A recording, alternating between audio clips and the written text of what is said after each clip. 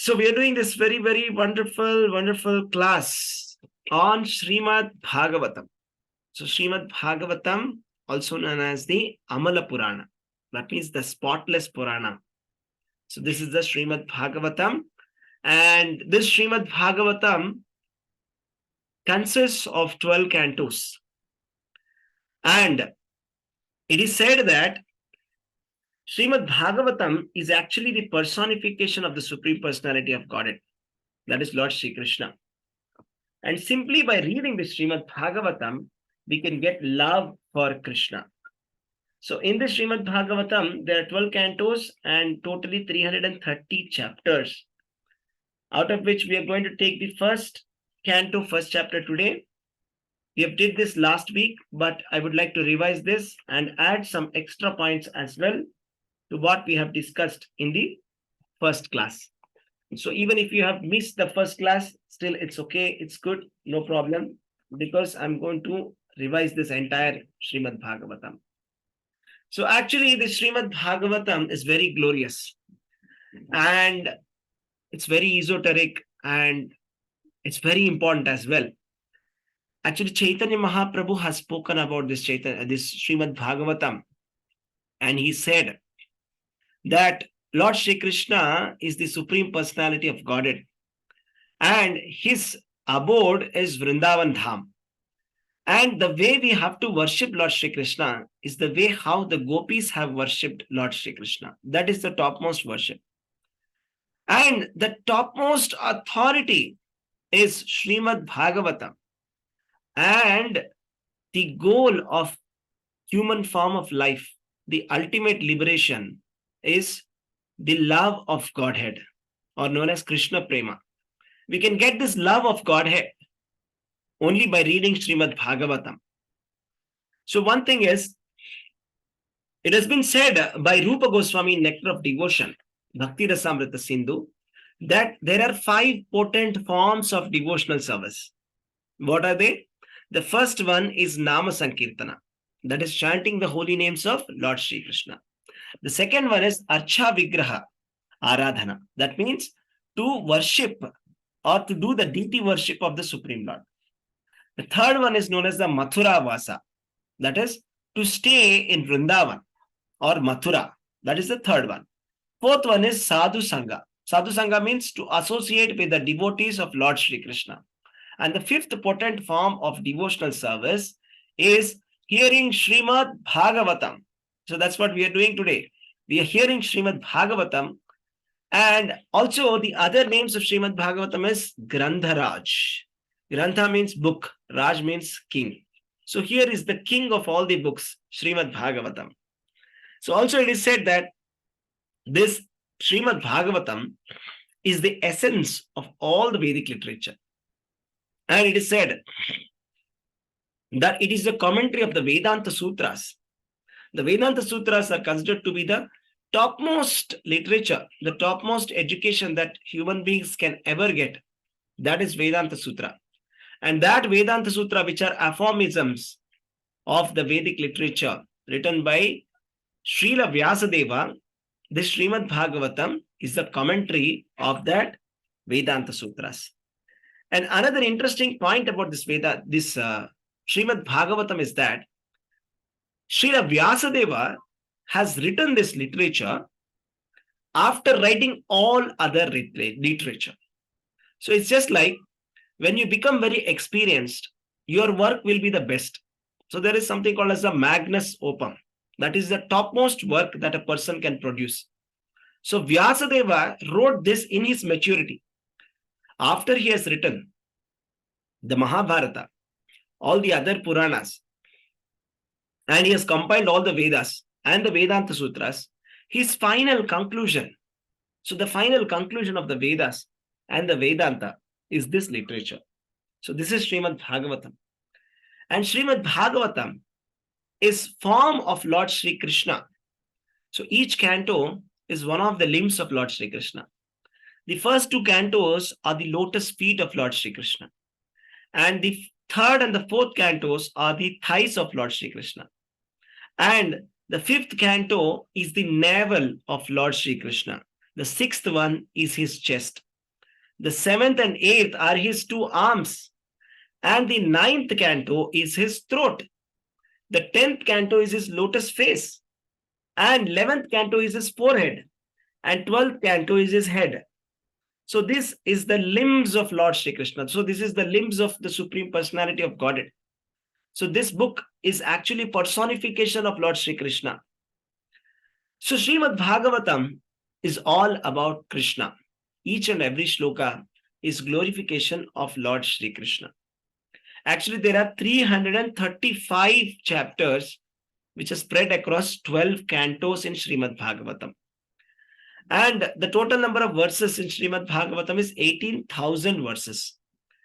And what is very interesting to note is 90 chapters are within the 10th canto itself. And in the 11th canto, there are 31 chapters. So if you combine the 10th chapter and the 11th chapter, that comes out to approximately 121 chapters. So 121 chapters out of 330 chapters are directly speaking about the story of Lord Sri Krishna. So this is so wonderful. So Srimad Bhagavatam is all about Lord Sri Krishna, and to attain the topmost possibility, that is to attain the love of Godhead, that is to get Krishna Prema. This Srimad Bhagavatam will help us. And so let us start with the first verse of Srimad Bhagavatam. So the first verse of Srimad Bhagavatam goes like this. Before we start, we'll start with the prayers. Om Namo Bhagavate Vasudevaya, Narayanam Namaskritcha Naram Cheva Narottamam, Devim Saraswatim Vyasam Tato Jayam Udirayet, Nashtaprayeshu Abhadreshu Nityam Bhagavata Sevaya, Bhagavati Uttama Shloke, Bhaktir Bhavati Naishtiki, Mukam Karoti Vachalam Pangum Langhayate Girim, Yat Kripatamaham Bande Shri Gurum Dinatarinam Paramananda Madhavam Shri Chaitanya Ishwaram Hari Om Tatsat.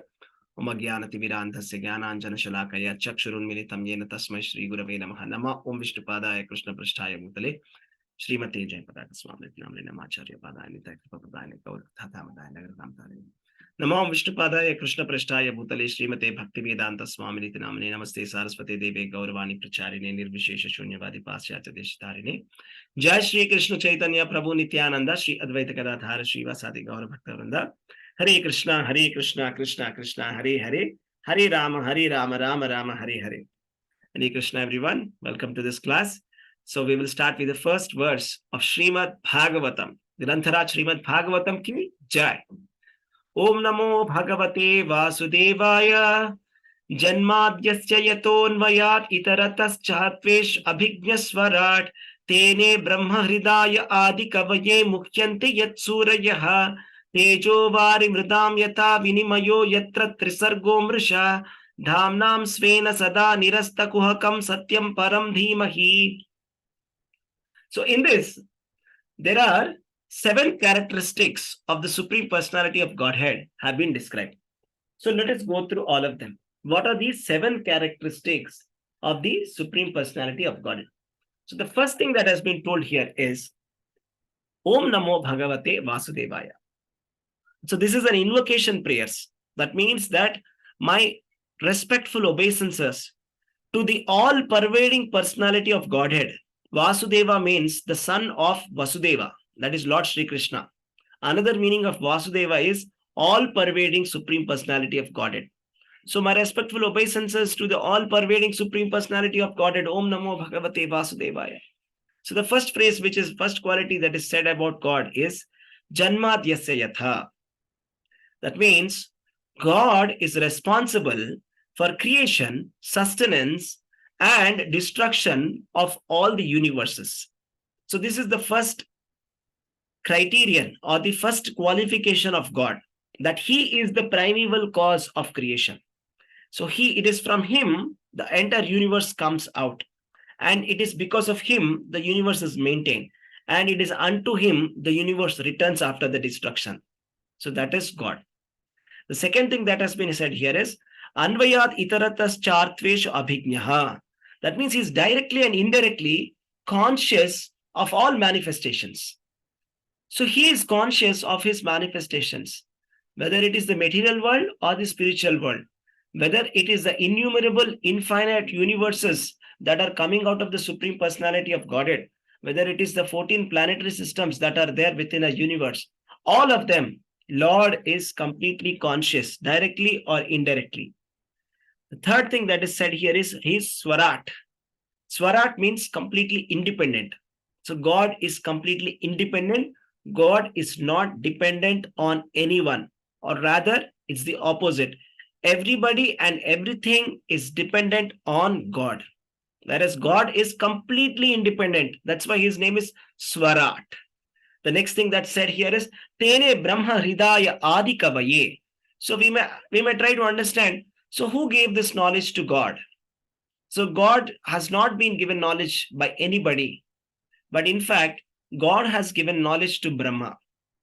So Lord Brahma, who is the chief person who is giving the Vedic literature to the entire world, he has been given knowledge of the Vedas by God. So Krishna or Lord Vishnu has given the knowledge of the Vedas to Brahma by imparting this Vedic literature unto his heart. Muhyanti Yatsurayaha. That is the fifth qualification. Muhyanti Yatsurayaha means everybody is bewildered by the illusory representations. That means that even the great sages and the great demigods are illusioned. So nobody can understand Krishna. So even if we try to understand Krishna, we cannot understand him. Nobody understands Krishna. Even the great scholars also fail to understand God. That's normal, because even the great sages are not able to understand him. The great demigods are not able to understand him. We see so many pastimes where Lord Brahma gets confused, Lord Shiva gets confused, Indra gets confused. Everybody gets confused. That's what it means. Muhyanti Yatsurayaha. Everybody gets illusion because they cannot understand who is God. That is the next qualification. Tejovari Vridam Yatha. Just as one is bewildered by the illusory representations of water seen in fire or land seen on water. You see, sometimes we see mirages. So when you're traveling in a desert, you see that on the land there is some water. But after traveling very far and you go nearby, there is no water. Sometimes you see that there is some water within the fire, but actually there's no possibility of having water inside fire. So this is an illusion. Similarly, this material world is a kind of an illusory representation. So whatever is actually unreal has been made to appear real by God. So that is the next one. So next one is Vinimayo Yatra Trisargo Mrisha. That means all the material universes temporarily manifested by the three modes appear to be factual. So even though this material world is actually unreal, it is made up of these three gunas. That is the three modes of material nature: mode of goodness, passion, and ignorance. Because of this, it has been made possible. So it's just like a technology by which we are watching a movie on a theater. So by the help of technology, we are able to reproduce that screen. But originally, actually, nothing is going on the screen. So it's like that. So by this technology of Maya, so that is because of these three modes of material nature, everything appears to be factual. We think everything is a fact, but actually everything is unreal. So that is possible only because of God. And the next one, Dhamna Svena Sada Nirastakuhakam. So it says very clearly here, Dhamna. Dhamna means Dham. Dham means abode. That means he has got a transcendental abode. That means God has got an abode. If God has got a transcendental abode, then he has got a transcendental form as well.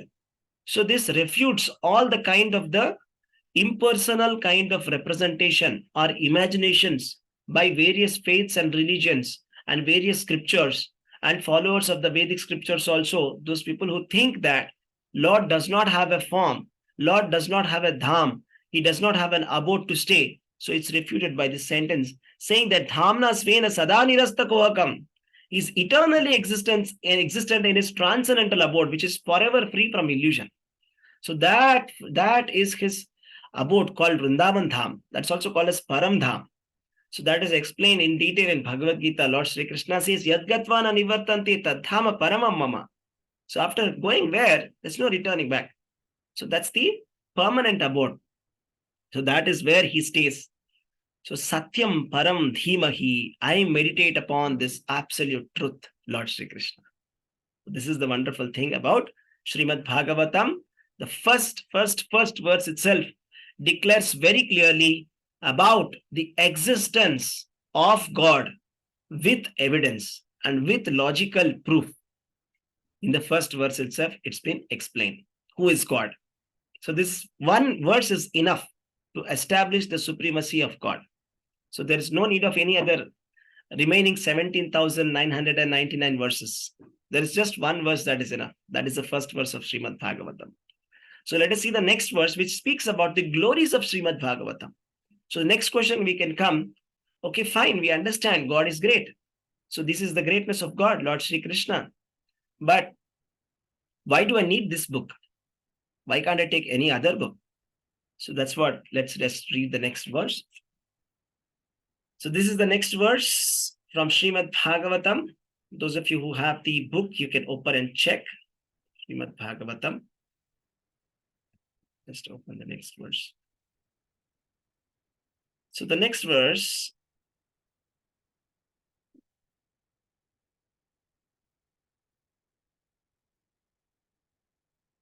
it says, Dharma projita kaitavotra paramo nirmatsaranam satam Vedyam vastavam atra vastu shivadam tapatrayon mulanam Srimad Bhagavate Mahamuni Krute Kimva Pare Ishwaraha Sadyo Hrudyavarudyate Kritibihi Shushrushibistakshanat. So the translation goes like this. Translation by His Divine Grace, A.C. Bhaktivedanta Swami Srila Prabhupada ki jai. Completely rejecting all religious activities which are materially motivated, this Bhagavata Purana propounds the highest truth, which is understandable by those devotees who are fully pure in heart. The highest truth is reality distinguished from illusion for the welfare of all. Such truth uproots the threefold miseries. This beautiful Bhagavatam, compiled by the great sage Vyasadeva in his maturity, is sufficient in itself for God realization. What is the need of any other scripture? As soon as one attentively and submissively hears the message of Bhagavatam by the culture of knowledge, the Supreme Lord is established within his heart. So what has been explained here is the glories of Srimad Bhagavatam, which says that this Srimad Bhagavatam, first of all, it kicks the materially motivated religion. That's what it means when it says Dharmaha Projita Kaitavo. Projita. Projita means rejection, means kicking. Means this Srimad Bhagavatam kicks Kaitava Dharma. Kaitava Dharma means false religion or materially motivated religion or the so-called religion. So we all know that dharma, when we speak about dharma, we speak about purushartha, dharma, artha, kama, moksha. That is religious principles, economic development, and sense gratification, and liberation. So beyond these four, dharma, artha, kama, moksha, is the love of God. So this Bhagavata Purana propounds the love of God, which establishes bhakti as the fifth purushartha, which is better than all these four. And it says that all these four are actually cheating religious principles. This is not religion at all. So it completely kicks out whatever we think as religion. Bhagavatam kicks it in the second verse itself. So this is Srimad Bhagavatam, the wonderful. And this is the highest truth has been propounded in Srimad Bhagavatam and nothing less. So there is no mixed truth or 90% truth, 95% truth, 99% truth. This is 100% truth. That is Srimad Bhagavatam. And it is understandable by devotees who are pure in heart. Therefore, it is not understandable by those people who are envious in nature. It is only understandable if we are pure in heart, we can understand this pure literature because it's 100% pure, 100% spiritual. And then it actually distinguishes the highest reality from illusion for the welfare of everybody. And it uproots the threefold miseries. Tapatrayon Mulanam. That means whatever threefold miseries that we have, the miseries caused by our own body, the miseries caused by other human beings or animals, the miseries caused by bad luck, all of them will be completely eliminated by the Srimad Bhagavatam. Kimva paraihi. Kimva parai means there is no need of any other scripture. What is the need of any other scripture? When you have Srimad Bhagavatam, why do you need anything else? Is what it says. Ishvaraha sadyo hridya varudyate. That means the Supreme Lord is established within our heart. As soon as we start hearing Srimad Bhagavatam, Supreme Lord will be established within our heart. As soon as we attentively and submissively hear Srimad Bhagavatam. So we have to attentively and submissively hear Srimad Bhagavatam. So let's see the next one. Next one is the invitation to relish Srimad Bhagavatam. So Vyasadeva is giving an invitation to everybody. Just like, we give an invitation. Please come. Let's say if we throw a party, what do? You'll start calling your friends. So you'll say, hello, hi, what are you doing? How are you? Yes, this Friday, I'm throwing a party. Please come. Please come and enjoy yourself because I'm throwing a very wonderful party for you. I'm doing the best party. It's for you. I'm doing it very nicely. Please come. So this is an invitation. So it's an invitation to please come and enjoy. So Vyasadeva is saying, just please come. He's giving an invitation, open invitation to everybody. He's saying, in the next verse, he says, "O expert and thoughtful men, relish Srimad Bhagavatam, the mature fruit of the desire tree of the Vedic literatures. It emanated from the lips of Sri Shukadeva Goswami. Therefore, this fruit has become even more tasteful, although its nectarian juice was already relishable for all, including the liberated souls." So this Srimad Bhagavatam is the mature fruit of all the Vedic literatures. So if you see the Vedic literatures, there are many. So what is special about Sanatana Dharma? We just don't have one book. We have thousands of books. We have the 4 Vedas, 18 Puranas, 108 Upanishads, and Mahabharata, which is constituted of 1 lakh verses, and many more literature. So this is like a desire tree, Kalpa Vriksha. So in this desire tree, there is a fruit. So the best part of the tree is the fruit. So here is Srimad Bhagavatam, the mature fruit, which is a ripened fruit of that Vedic literature, which is filled with juice. It's like a nectarian juice. Pibata Bhagavatam. So Vyasadeva is giving an invitation. Expert people, thoughtful people, please come and relish this Bhagavatam. Take this juice. This is so beautiful juice. Such a very nice juice this is. It has emanated from the lips of Shukadeva Goswami. So you see, the parrot is a very special bird. It actually can find out the best fruit. So when it travels and when it is sitting on a branch, it will pick up the best fruit. And then it will pick up and it will bite it. Then the fruit becomes, which is already the best one, becomes more tasty because it's eaten by the parrot. So that's why whatever fruit has been eaten by the parrot, people love to eat that fruit because it's more sweet, it's more tasty. So Shukhamukad Amrita Drava Samyutam, Shukhamukad. Shukadeva Goswami, the another meaning of Shuka is, Shuka means parrot.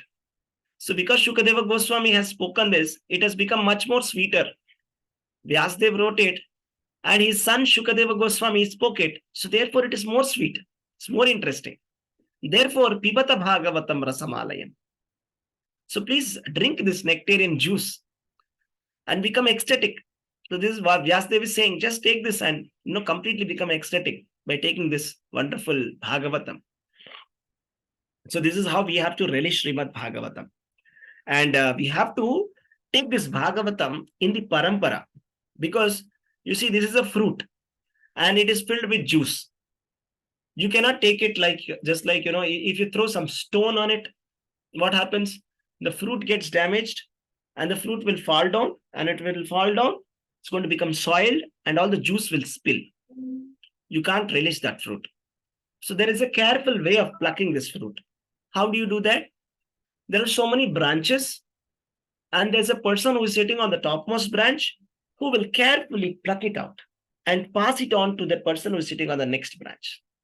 And the next guy will catch it carefully and pass it on to the next person sitting on the next branch.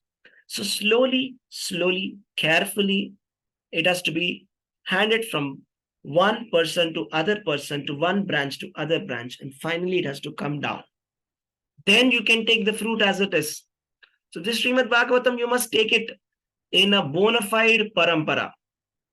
So if there is somebody speaking Srimad Bhagavatam, we must find out to which parampara do they belong to. Do they actually represent Shukadeva Goswami or not? So to tell you, the Guru parampara which I belong to is called as the Brahma Madhva Gaudiya Iskon parampara. So this parampara is starting from Lord Brahma. So Lord Sri Krishna gave the knowledge to Lord Brahma. Just now we saw in the first verse, Tene Brahma Hridaya Adi Kavaya Mukhyanti Yasurayaha. That is, Lord Krishna has given the Vedic literature to Brahma. So Brahma is the origin of this sampradaya. And from Brahma, the knowledge has been passed over to his son, Narada. Narada passed over this knowledge to Vyasadeva. Vyasadeva passed on this knowledge to Madhvacharya. And Madhvacharya passed on to the next acharyas, and it has been passed on to Chaitanya Mahaprabhu. Chaitanya Mahaprabhu passed on to the six Goswamis, etc. And then it came to Srila Prabhupada. Srila Prabhupada has passed on this knowledge to all of us. So we are reading the commentary written by Srila Prabhupada. So just like how we have to carefully hand it over the fruit from one branch to the other without any kind of damage, that's how Srimad Bhagavatam is delivered. So not in any kind of an unauthorized parampara, not by unauthorized people, Srimad Bhagavatam should not be heard. So because it's very dangerous to hear Srimad Bhagavatam that way. Because if you do not understand what is the absolute truth, who is the absolute truth, then will completely spoil everything. Just like how that fruit, if it gets completely damaged, then it's no longer tasty. Right? The juice is gone. Right? So that's how it has to be carefully handed out. So now, let us see what is happening. So there are so many sages who have assembled in Naimisharanya. So Naimisharanya is a place in the north of India, and all of them have assembled there for performing a fire sacrifice for 1000 years. And what is the purpose of performing that fire sacrifice? Because they want to reduce the effect of Kali Yuga on all of us. So because there is a problem with the people of Kali Yuga. What is the problem with the Kali Yuga? So we have such a wonderful problem. Let me tell you such a beautiful shloka, beautiful verse to relish. Prayenalpayusha sabhya kalevasmin kalavasmin yuge janaha mandasu mandamatayo mandabhagyahi upadrutaha. Prayena alpayusha sabhya kalavasmin yuge janaha. That means the people of Kali Yuga, first qualification for them is alpayusha. That means short life.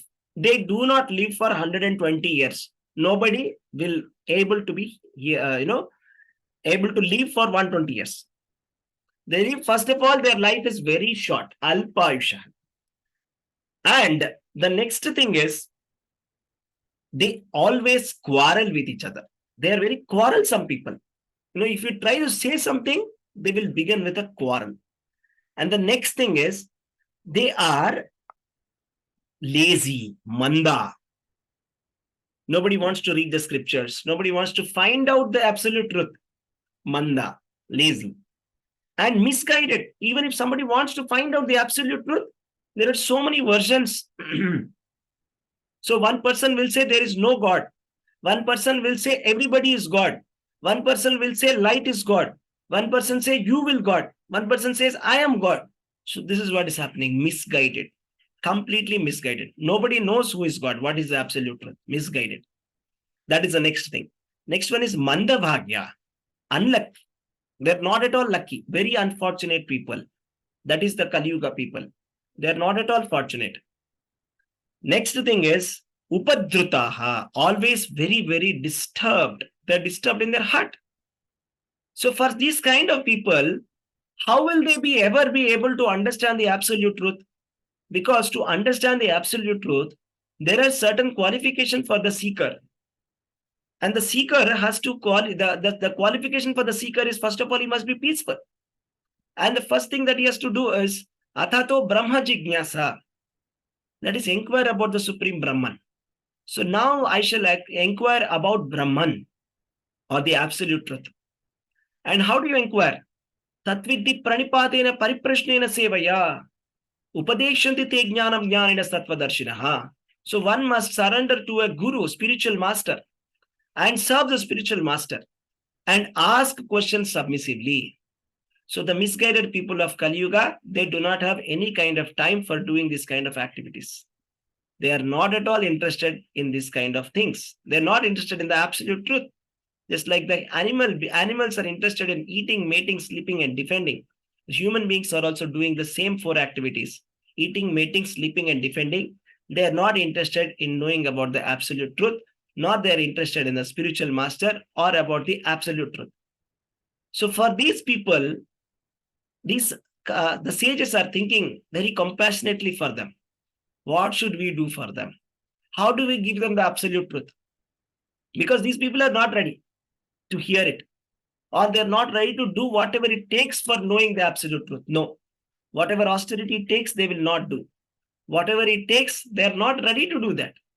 So, but then Chaitanya Mahaprabhu has very kindly paid the price. So just like this fruit of love of Godhead, the price of the fruit has already been paid. So we don't have to pay the price for it. All we have to do is take it.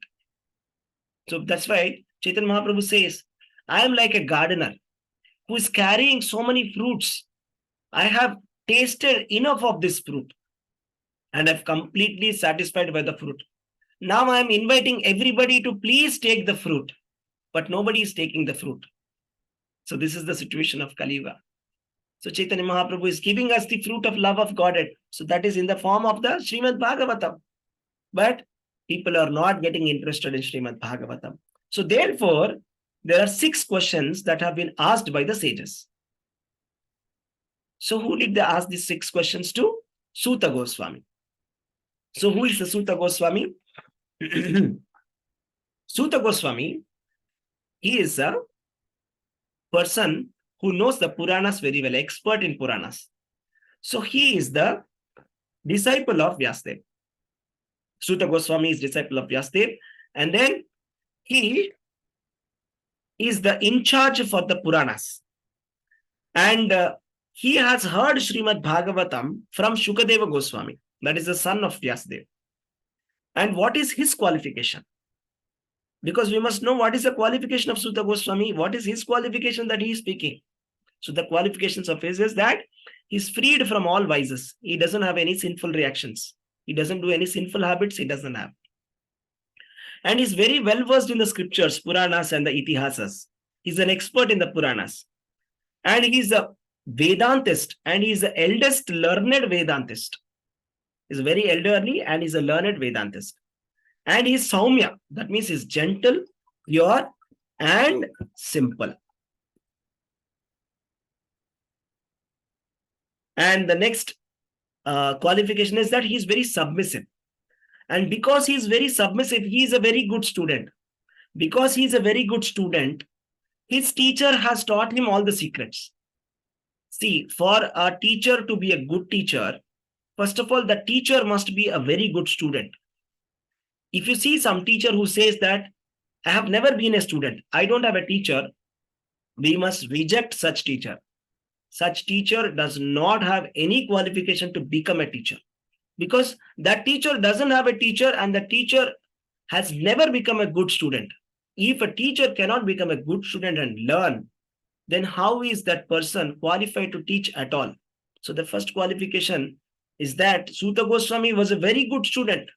Because he was a very good student, his guru had given all the secrets. So he has got all the special favor of his guru. That's why we must hear from Suta Goswami. So that's why Suta Goswami is sitting here and all the sages are sitting and they're submissively asking questions. So they're going to ask totally 6 questions. So I'll read out what are these 6 questions. So the first question is, what is the ultimate good for people in general? Have we ever asked this question? Just think about it. Have we ever asked this question anytime in our life? What is the ultimate good for people in general? So what is it that everybody must do? What is that activity? When performed, everybody can become peaceful. Everybody can get rid of their miseries. Everybody can go back to Godhead. The best thing that can happen to anyone. What is that activity?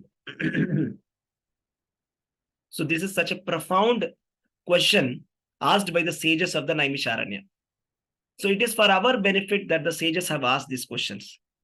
What is the ultimate and absolute good for people in general? Right? So we will hear from Sutta Goswami later in the next chapter. He's going to answer directly in the next chapter.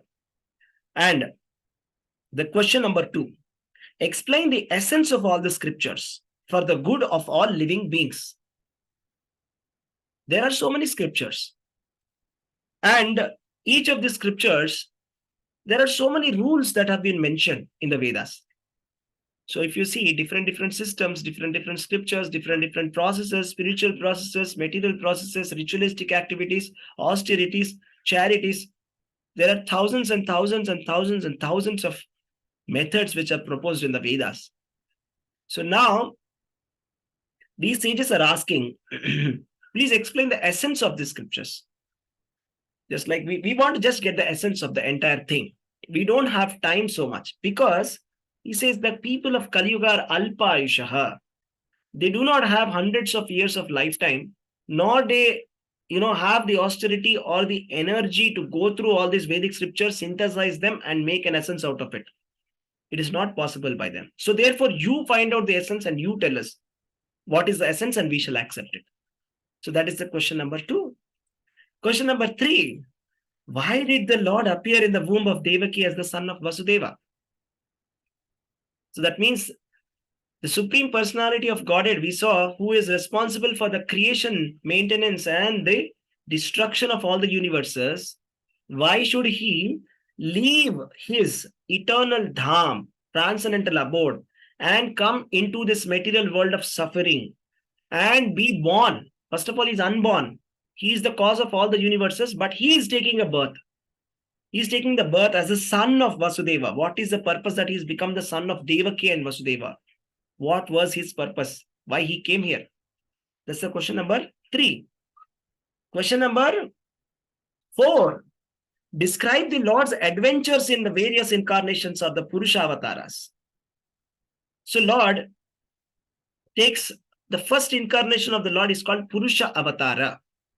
So that is, even before the material world is formed, the Supreme Lord expands into 3 forms of Vishnu.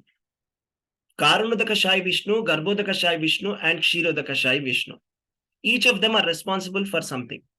Karunodakashai Vishnu is sleeping on the causal ocean, and he glances at the material world. He glances at the pradhana, or the lump of the matter, and then he impregnates all the living entities inside that. And then he enters inside the material world, each of the material world, as Garbhodakashai Vishnu. As Garbhodakashai Vishnu, he is the soul of all the universe. Just like we have the soul within our body, we have soul of the universe, that is Garbhodakashai Vishnu. And then we have the Kshirodakashai Vishnu, who is Paramatma, who is residing in the heart of each and every living entity, who is residing in each and every atom. So this is the 3 Purusha avatars, the first incarnations. So he's asking, what is the purpose, or what is the, please describe the Lord's adventures in the various incarnations of the Purusha avatars. Question number 5. Narrate the transcendental pastimes of the Lord's multi-incarnations. Paritranaya sadhunam vinashaya duskritam dharma samsthapanarthaya sambhavami yuge yuge. Lord Krishna is saying in Bhagavad Gita that he will take many incarnations. So this incarnation, or the concept of avatara, that is God himself, who is unborn, is taking a birth for the purpose of upholding the religious principle, for the purpose of annihilating the miscreants, for the main purpose of reciprocating with the pure devotees. So what are these incarnations? So there are so many beautiful incarnations, very, very beautiful, wonderful. Just like we have the Matsya, the fish incarnation, Varaha, the boar incarnation, We have Nrisimha, half lion and half man. So like this, we have so many incarnations to meditate upon. So this is Srimad Bhagavatam, question number 5. Please describe the transcendental pastimes of the Lord's multi-incarnation, Leela Avatara. And question number 6. After Lord Krishna departed from this material world back to the spiritual world, that is his transcendental abode, Dhamna Svena. We spoke about that, right? The Dhamma, which is permanently residing. When he went back from the material world back to his spiritual world, then where did Dharma take shelter? See, Lord Krishna comes to establish the Dharma, but when he leaves, Dharma will also leave him. No, Dharma also will leave the material world and go back along with him. So now where is Dharma? Where is the religious principles? What is the topmost Dharma? What is the topmost religious principle for all the living entities? It's beyond our imagination, beyond our speculation, beyond our thoughts and beyond our feelings.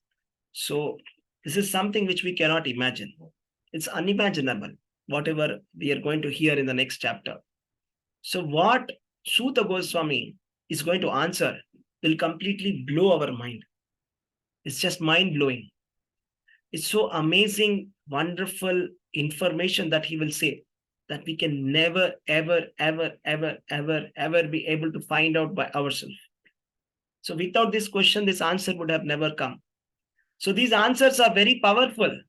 The answers that we are going to hear in the next chapter are very, very, very, very potent and very powerful and very deeply spiritual. Okay, so the question is, where did Dharma take shelter of after Lord Krishna departed to the spiritual world? Right. So these were the 6 questions asked by Suta Goswami, by the sages to the Suta Goswami. So there are some nice verses in between. It says that, the sages are expressing that we are very eager to hear. So this is one of the qualifications to hear Bhagavatam. Just like the sages are expressing to, the sages are, talking to Suta Goswami and they're saying, please tell what happened. Just like, sometimes when we narrate a story, when you're talking this, you tell half of the story and then the children will say, what happened next? What happened next? Please tell me, please tell me, please tell me. And they will not let you go. So please tell me what happened next. And until you're going to tell me, I'm not going to leave you here. Like that, the sages of Naimisharanya, they're saying, we are never tired of hearing. We are never ever tired of hearing about the Supreme Lord's pastimes. They're so wonderful. And actually, those who have developed a taste for this, taste of relationship with Krishna, they relish hearing this pastime every moment. They want to hear it every moment. So they're saying, Yachrunvatam rasajnanam swadu swadu pade pade. Swadu means swada. Swada means taste. They're enjoying, relishing pade pade. Always, every second, every moment they will enjoy. The great transcendentalists, they enjoy Srimad Bhagavatam, the pastimes of Lord Sri Krishna every moment. Right? And it is also said here, the names of the Lord Sri Krishna. So that is also so amazing. I'll just tell you, yes. There's a very beautiful verse which says, Apana samsritam ghoram yannama vivasho ghranan tata sadhyo vimucheta yadvipeti swayam bhayam. That means if we just simply chant the names of God, if we chant the names of Krishna, we can immediately be freed. Immediately we can get liberated, even by unconsciously chanting the names of Krishna. It says, Yannama vivasho ghranan. Vivasho means even I may take the names of Krishna very casually. Just jokingly, laughingly, or in some pain. I'm just calling somebody Krishna, Krishna, come here, hey Krishna. I'm just laughing at somebody. Ah, Krishna, Hare Krishna, ha ha ha. It can be anything. It can be any feeling. It doesn't matter. Unconsciously also, if I simply say Krishna, I can become liberated. So that is the power of the names of God. Even unconsciously, if somebody remembers the names of God, he's getting liberated. And these names are feared by the fear personified. Yad bhibeti swayam bhayam. Yad bhibeti swayam bhayam means the fear personified becomes fearful when they hear the names of Lord Krishna. So when we become fearful, we should take the names of God. Hare Krishna, Krishna Krishna, Hare Hare, Hare Rama, Rama Rama, Hare Hare. So this is the process. And it is said, there is a comparison that's been made here in this chapter about devotees versus Ganga. So it says, see the Ganga, yeah, it's very pure. The Ganga is very pure because it has emanated from the lotus feet of Lord Sri Krishna. It has come from the lotus feet of Lord Sri Krishna and it can purify the entire world, no doubt. But then after its application, it takes some time for purification. It's not immediate. Okay, you go to the Ganges, take a bath, come back. It's going to take some time for you to get purified. But then the association of the pure devotees does not take even a moment. It says Sadhya Punantya Upaprishta. That means immediately, Sadhya. The devotees of the Lord immediately sanctify those who come in touch with them.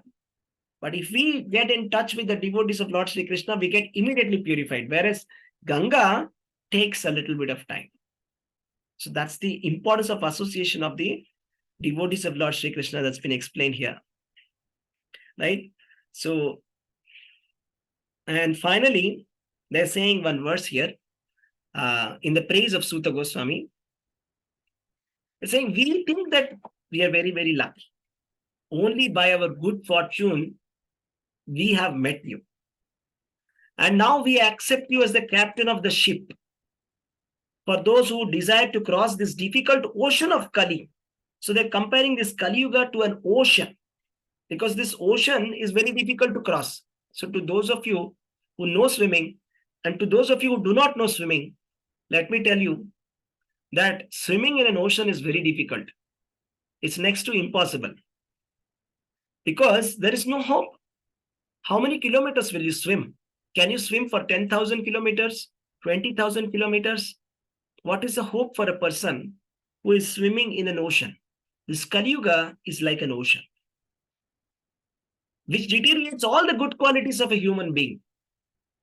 And when there are no good qualities in a human being, how is it possible that we can understand the absolute truth? So therefore, they're saying, we have accepted you as the captain of our ship. And they're thinking that, they're saying that this is the ship, Srimad Bhagavatam is a ship with which we can cross over this ocean of Kali. And you are our captain. So they are praising Suta Goswami like that. So there's a very beautiful conclusive verse of this chapter which says, Bruhi Yogeshware Krishne Brahmanye Dharma Varmani Swam Kashta Madhunopete Dharmakam Sharanam Gataha. You see, the beauty of this is, even though we do not understand or not necessarily understand Sanskrit, each and every word, we can still taste the sweetness of the verse. So just like sometimes we hear some song, there's a bhajan in the Odia bhajan, something we hear. Chalabeg has written that. Or we hear some Kannada bhajan, Telugu bhajan, Tamil bhajan. We may not know the language, but we can hear, we can feel the feeling of that speaker or the singer or the person who has written that song. So similarly here, when we just hear this itself, we can feel the purity. Ruhi Yogeshwara Krishne Brahmanye Dharma Varmani Swam Kashtam Adhunopete Dharma Kam Sharanam Gata. Since Sri Krishna, the absolute truth, the master of all mystic powers, has departed for his own abode, please tell us to whom the religious principles have now gone for shelter. So this is the first chapter of Srimad Bhagavatam of the first canto. The name of the chapter was Questions by the Sages. So to summarize, we started with the invocation prayers to Lord Sri Krishna, Om Namo Bhagavate Vasudevaya. And we spoke about the 7 qualities of the absolute truth. And then we spoke about the importance of Srimad Bhagavatam. That how by simply, attentively and submissively hearing Srimad Bhagavatam, the Supreme Lord is at once established in our heart. And then we saw the invitation of Vyasadeva, the original compiler of all the Vedic literatures, the genius, Supreme Personality of Godhead's incarnation, Vyasadeva. He is inviting everybody and he's saying, everybody relish this Bhagavatam, including the liberated souls. So it doesn't matter whether we are liberated or not liberated. It can be anybody. Everybody can enjoy Bhagavatam. And then we saw how the sages have assembled in the Naimisharanya, and then they are praising Suta Goswami, who has 5 qualities which have been explained of Suta Goswami. And then we saw the questions that have been asked by the sages for the benefit of others. They have asked totally 6 questions, which includes the first and the most important question: what is the absolute and the ultimate good for people in general? And to which Suta Goswami shall answer like a rapid fire, just like a rapid fire round. How he will answer. He's going to answer all of these questions very nicely in the next chapter. So we'll meet again next Tuesday. So thanks until then. If you have any questions, you can please ask. Hare Krishna. Hare Krishna, Prabhuji, can you please tell the characters of Suta Goswami once again? Yes, sure. So the characters of Suta Goswami are: he is freed from all vices, doesn't have any sinful habits. Second one is, he is well versed in the scriptures. That is his second qualification. Third qualification is that he is the eldest learned Vedantist. He is the eldest person among the Vedanta knowledge. And he is gentle, pure, and simple. He is gentle. That is the quality number 4. And quality number 5 is he is submissive. He is submissive to his guru. Because he is very submissive to his guru, he has acquired the knowledge very nicely. Therefore, he is very qualified to give us this knowledge. Okay? Thank you, Prabhuji. Hare Krishna, Prabhuji. Hare Krishna. Hare Krishna. Thank you very much. Hare Krishna, Prabhuji. Dandavat Pranam, Prabhuji. Hare Krishna, Prabhuji. Hare Krishna, Prabhuji. Hare Krishna, Prabhuji. Dandavat Pranam. Hare Krishna, Hare Krishna, Prabhuji. Recording is there today's. Dandavat Pranam. Yes, thank you. Today's class recording is there. Yeah, recording is available. Yes, recording is available. Please send it. Yes, Please send it, Prabhuji. Sure. We'll send it. Hare Krishna. Thank you. Thank you.